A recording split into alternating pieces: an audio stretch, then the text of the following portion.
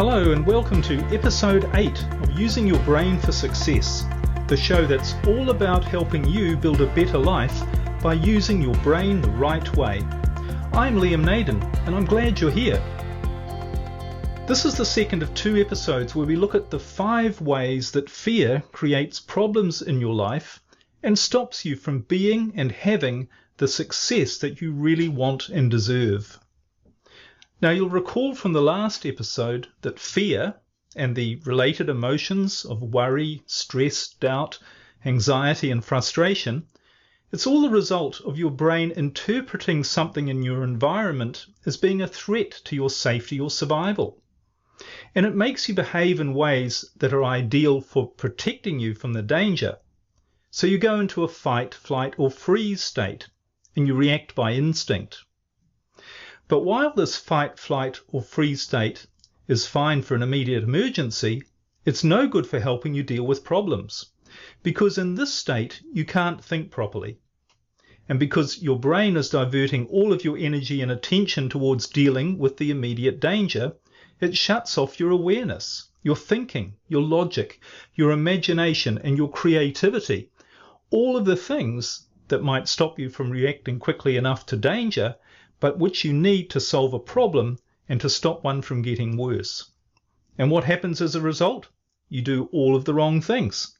So you end up sabotaging your life, and life becomes a battle to overcome never-ending problems rather than living your biological purpose, which is to be your best, physically, mentally, and emotionally. Because, of course, when you're at your best, you have the greatest chance to survive and thrive. But stress and problems, of course, have the opposite effect. They cause stress on your body, they weaken you, and you feel unhappy rather than being creative and resourceful. Now, there are many consequences of feeling fear in your life. There are many ways it affects your behavior and therefore how your life turns out. But there are 5 main consequences, and we looked at 2 of those in the last episode, and today we're going to explore the other 3. So you'll recall that the 2 that we've covered already are that fear, firstly, makes you react aggressively rather than respond to an event or a situation.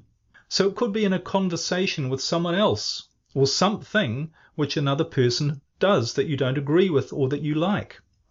So your brain, when you're in a fearful, worried or anxious state, it takes control of you and gets you to do things that make you feel better in the moment, but which usually have negative consequences for the future and which you probably regret. And the second consequence of fear is that it makes you look for a quick fix rather than a permanent solution to a problem. And quick fixes virtually never work because there really is no such thing as a quick fix to a real problem. Okay, so what are the other 3? In what other ways does feeling afraid, worried or stressed cause you to act in ways that don't solve your problems, that make your problems worse, and that even create more problems for you? Well, the first of these 3 consequences is that fear, and this might surprise you, but fear actually makes you set the wrong goals. Fear literally makes you go after the wrong things in your life. Now, we're going to be talking a lot more about goal setting in a later episode, and you'll see that most people, unfortunately, go about setting goals in completely the wrong way. And it's the lack of understanding what goals really are and how to use them that causes people to not only fail to reach their goals, but even if they do, it doesn't take away their frustration and unhappiness. In other words, it doesn't bring them the satisfaction that they thought it would. Before we move on, I just want to have a quick word about problems, because the thing you need to realize, and I really hope you're starting to realize this through these podcast episodes, is that problems aren't natural. If you have problems in your life, you've been doing things wrong, because life is not supposed to be difficult. I mean, life is not difficult anywhere else in nature. There are no problems in nature. Everything just flows. And if you really take a look around, you'll see that this is true. Yes, there is life and death, there is growth and decay, but this is all part of the natural flow of the physical world that we're a part of. But we as humans, we tend to mess things up for ourselves and we create struggle and problems. And it's not because it's our natural state or the way we're designed to live, but because we're using our brain the wrong way. And as I've said in previous episodes, your brain is a machine, and like any machine, if you use it the wrong way, you're going to get undesirable results, which of course are problems. And you use your brain the right way, and your life flows naturally. It really is as simple as that. So most problems are actually completely unnecessary. And once you realize that, you can transform your life. And you really can, no matter what's going on right now, because there is nothing in this world, in this physical world, there is no one person, thing, or anything else that wants you to have problems. But coming back to goals. Now, when you're in a fearful, stressed, worried state, and your brain is operating in your survival, fight, flight, or freeze state, remember that there are two things that happen. Firstly, you're in a reactive state and you're looking for a quick fix. But the second thing is that your full awareness is shut off. It means you can't access all of the resources of thinking, creativity, imagination. You can't see the big picture. So if you set a goal in this state, then the only thing your brain can do for you is to give you a goal that it thinks, from a very limited perspective, that it thinks is what you want and need to be happy. But this part of your brain can't know and doesn't know what the real answer is. All that it can do is search through the information that you've stored in your memory and come up with a goal which is going to be very limited. Now, it might look and sound good, but it isn't going to be in harmony with who you really are. It's not going to be what you really want. I'll give you an example. Now, as you might know, much of my work has been in helping people with marriage problems, specifically in saving their marriage if their spouse is wanting a divorce. And many people, and certainly all of the ones who come to seek my help, they're in a stressful, fearful, worried state. And they become like that when they learn that their marriage might end when they don't want it to. So when their husband or wife tells them they want a divorce, or when they find out perhaps that their spouse might be having an affair, whatever it is, if they look at the end of their marriage and they don't want it, it sends them into a state of fear and worry. So they set the goal to save their marriage. So they're filled with motivation, determination, and hope that they'll achieve this goal. And they say that they're committed to this goal of saving their marriage and they will do anything to achieve this result. And while I really admire and respect people who have this goal, the truth is, for some people in this situation, saving their marriage is the wrong goal to have. The marriage may have been not right for them for some time. In fact, it might never have been right. They and their spouse may have drifted apart and become people who are simply not suited to each other any longer. It might even be an abusive relationship. Their spouse might have left already, or be in a relationship with someone else. And perhaps even their friends are telling them that they should simply move on. But they can't see that saving their marriage is perhaps the wrong goal for them. They can't see it because their fear-based brain, in its limited awareness, is continuing to tell them that the only solution for them to be happy is to save their marriage, no matter how hopeless it may be in reality. So their brain literally forces them to cling to a hope that someone will wave a magic wand and their spouse will come back to them and all will be well. And that's why a lot of my work with people, both in their marriage situation or in any other problem they're facing, a lot of my work is to help them overcome their fears so that they can set and achieve and see the right goal. So for a marriage situation, for instance, if that's the problem they're facing, saving their marriage might be the right goal or it might not be. But you'll never know if it is if you're in a state of fear about it. You know, setting the wrong goals because your brain has put you in a fearful, uncertain state rather than an aware, certain state is the cause of so much trouble in people's lives. People stay committed to something when it plainly isn't right for them. In an aware state, which I call your natural creative state, and where your brain is not controlling you through fear, you will know exactly what you want and what you need to be the best you can be, including, of course, your happiest. And you will achieve those goals without struggle. Of course, there will be effort, but no struggle. And all of the right pieces will fall into place. So you can never set the right goals when you feel fearful, worried, anxious, or frustrated. And without the right goals, you'll never achieve your potential. And you don't need to go off to a monastery to learn meditation. You don't need to go on a retreat, or you don't need to take some exotic substance to feel good enough to see what the right goals for you are. All you need to do is to learn to use your brain the right way. Okay, so that's the third consequence of fear in your life, and the first one we're covering today, and that is that it causes you to set the wrong goals. Now, the fourth consequence of fear that's sabotaging your life is that it makes you push for solutions. Now, you might remember from the last episode that I said your survival state brain can't stand uncertainty.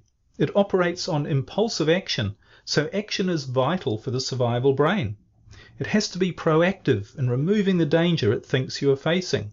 It can't just sit back and allow things to happen. So action is its highest priority, and of course taking action when you're anxious or worried is a quick fix. It takes away the uncertainty. It makes you feel in control, at least for the moment, but again you're going to find that the action you take is usually the wrong action. Can you think of a time when you pushed for an answer from someone, or you took some action where you pushed hard for a result, and which you later regretted and realized that things would have turned out better if you just waited a bit? Now, this situation often happens in a relationship.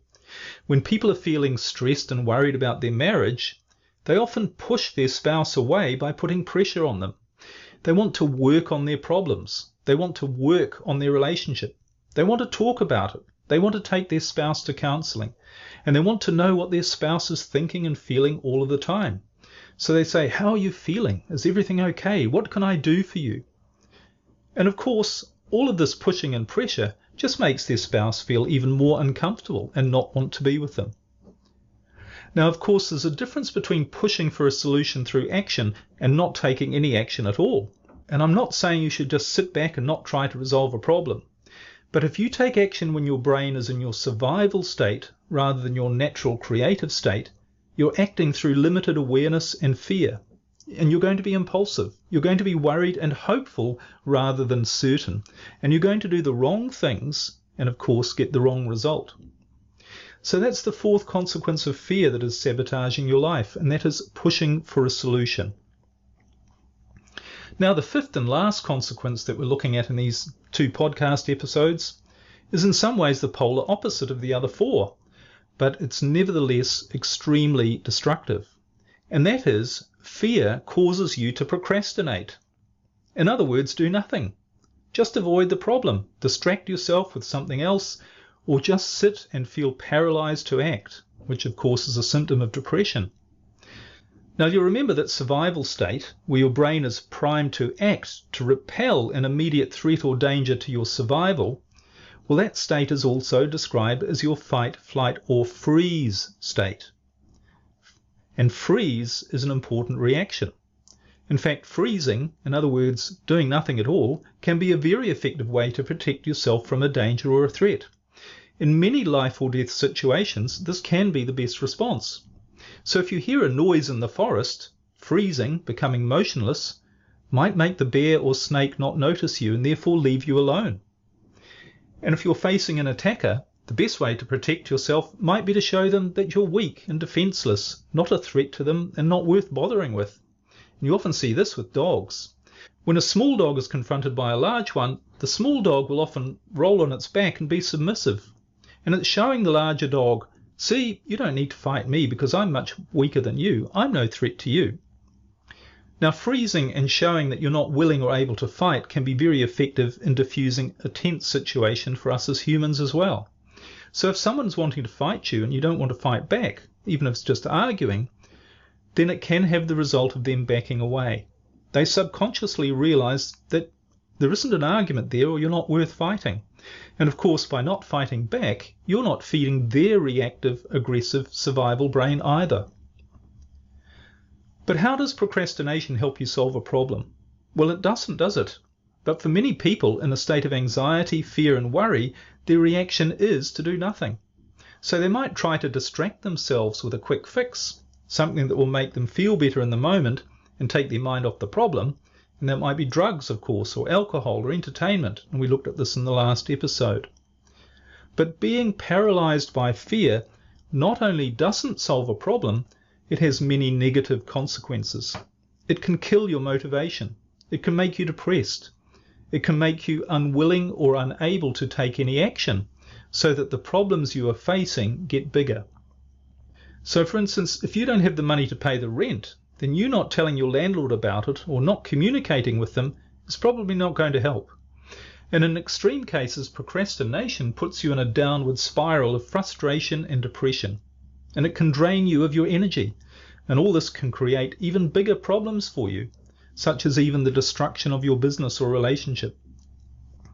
Now, of course, there's a difference between procrastination and pausing before you act.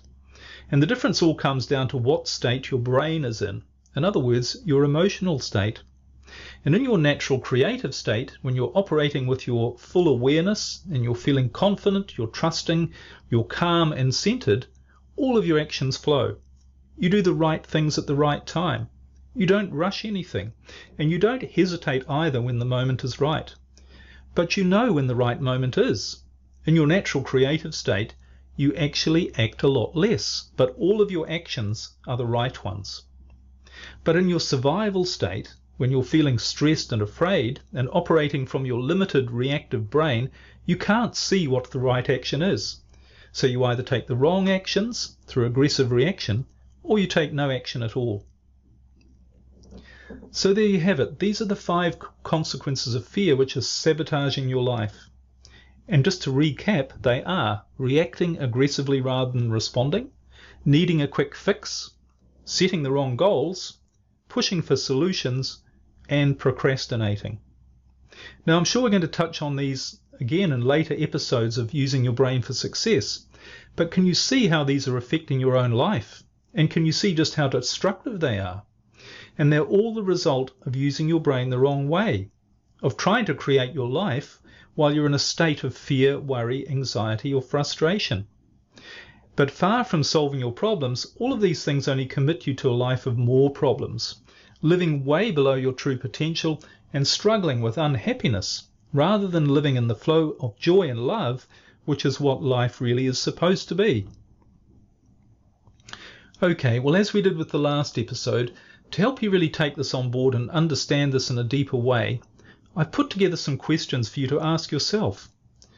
And have a think about these, and they'll really help you to see just how much fear might be running your own life and creating problems for you, rather than giving you the life that you really want. You're also going to find them listed in a summary, which you can download on my website, liamnaden.com. If you go to the podcast section, you'll find it there under podcast episode number 8. And if you really want to take back control of your life, rather than letting fear, worry, frustration, and anxiety control you, the best way that I know of is with neurostate rebalancing. Neurostate rebalancing is a process that will remove your fears. It will rebalance your brain, as the name suggests, and will have you dealing with your problems and your life in a far more resourceful way. It puts you in the flow of your life, and you'll be amazed at what will show up for you. And you can learn neurostate rebalancing in my coaching program, which you can enroll in on my website, liamnaden.com. But for now, how about giving yourself a gift? And that gift is the present moment. You know, most of us spend very little time actually experiencing the present moment. We're busy rushing around, and if we're not rushing around physically, we're rushing around with our thoughts. We're thinking about what has happened. We're thinking about what we think might happen, what we're going to do, what we should do. And most of the time these thoughts are just rushing around in a random way, and it feels like we can't stop them. It feels like our brain is out of control. We can't stop our thoughts, they just keep coming. And all of this thinking keeps us in a state of tension, worry, anxiety, and agitation. And it feels like we can never relax, even if we want to. But of course, the present moment is all there is.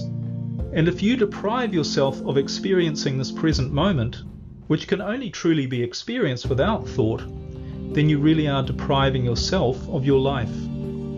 So let go of everything, just for a few minutes. Allow your mind to settle. And if you want to focus on something, focus on your breathing. Take a deep breath and marvel at just what a miracle this act of just taking a single breath actually is, of what's involved, of all of the vast number of actions, processes and functions in your body and in your brain that all come together to allow you to experience just a single breath. And if this is just for a single breath, what possible power could there be to create your entire life and the life of everything around you? It must truly be an infinite power and intelligence, mustn't it? And of course it is. So as you start to relax, focus on the present and appreciate who and where you are right now, and then consider these questions. Answering them honestly will move your life forward in a meaningful way. Firstly, think of a goal you once set for yourself for something that you really wanted but which you didn't achieve. Perhaps you wanted a particular relationship to work out, and yet the problems and conflicts never went away and the relationship ended. Maybe you wanted to earn a certain amount of money in a certain period of time, or get a certain job and you didn't get it. Or maybe you wanted something to happen in your business but it just never did. Once you have in mind a specific goal that you once had but which you didn't achieve, ask yourself, when you set the goal and while you were working towards it, were you absolutely certain that you were going to achieve it? And did you have a knowingness deep inside you that you knew that the goal was right for you and that you could simply relax and go with the flow because you knew it was on the way? Or were you hoping that you would achieve the goal? And did it make you feel worried when you thought about it? Did you feel unsure you would get what you were asking for, but you really wanted it and you shut out your feelings of doubt and you covered them over with hope, prayer and positive thinking? And were you needing to achieve the goal to make you happy? Did you say to yourself something like, I really want this, I need it, I can't be happy without it? And were you desperate to achieve it? Did you think it would solve a problem for you? Did you say things to yourself like, I'm determined to get this, I'll do anything to get it, I'll do whatever it takes, I can't bear the thought of not getting it, I'm so afraid of what might happen if I don't get it? And did working towards your goal make you feel stressed and worried? Did you struggle with problems trying to achieve it? And were you hopeful rather than certain? Did it make you feel under pressure to try to achieve this goal? Did it make you feel stressed? And in summary, really, was trying to achieve your goal a fun process where all of the pieces fell into place? Or were you continually struggling with stress, fear, worry, and frustration? Now, can you see now why you didn't achieve your goal? In fact, the only reason you have failed to achieve a goal is because it's not the right one for you. And it's not the right one when you set it based on fear, worry, and anxiety that you might not reach it, and that you need it to make you happy. In other words, when you're attached to the outcome. Next, think about a goal that you have right now that you're working towards but which you haven't yet reached. And ask yourself, are you relaxed, confident and certain that you're going to reach it? Is it something you'd really like to have, but you feel that if you didn't reach it, well, that's okay, it's obviously not meant to be, that there would be something better coming along? Or is this something that you're worried about whether or not you will reach? Are you unsure and hopeful rather than certain? Does it make you stressed and worried when you think about this goal? And is it something that you think will take away your unhappiness and fears? Are you wanting it because you see it as the solution you have to a problem? And are you afraid it might not happen? If you're feeling stressed and worried and think that this goal will solve your problems for you, then it's very likely, in fact I'd say virtually certain, that this is not the right goal for you.